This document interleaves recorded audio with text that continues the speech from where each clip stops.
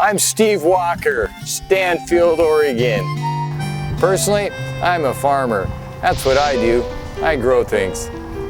I grow a few weeds, but mostly I stick to watermelons and hay. Go to the Anchor Point Adventist Church. That's not too far from Hermiston, Oregon. And I grow watermelons. That's my claim to fame. Today I happen to be baling hay, though. One of the things we do, we used to go to the Hermiston Church, and they wanted us to do a church plant. I know how to plant things, so I thought, hey, I could do a church plant. Yeah, I know how to make things grow.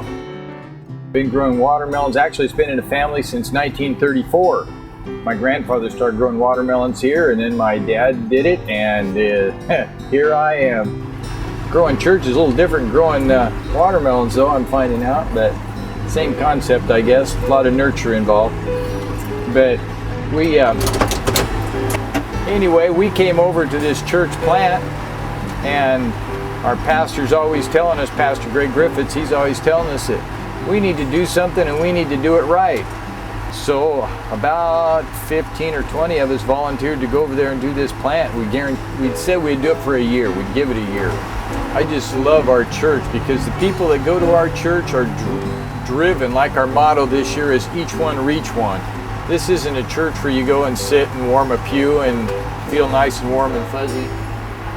It's if you go to our church here, we're constantly encouraged to go out and make a difference.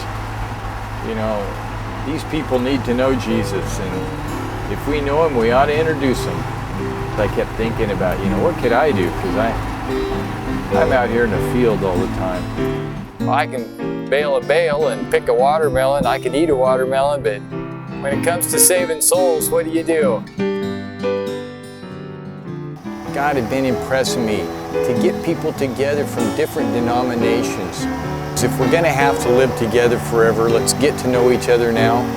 That's the thought that kept going through my head. There's Christians all over this world, and they go to lots of different churches. You know, I haven't ever even put on a birthday party in my life, and I put on a community concert.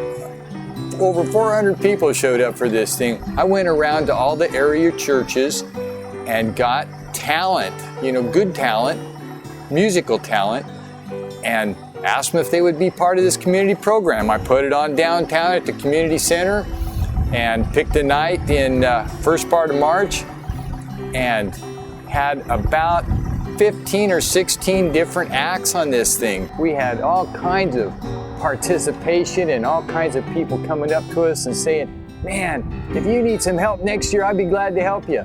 I say, next year? Hey, that's a good idea. So we're thinking about putting on another program. You might try something like that sometime. You know, maybe you got, who knows? You just keep praying and God's gonna show you what you can do. And then I'll watch you. This has been Northwest Spotlight on Mission. And I just want to personally say thank you for your support of missions around the world and right here at home.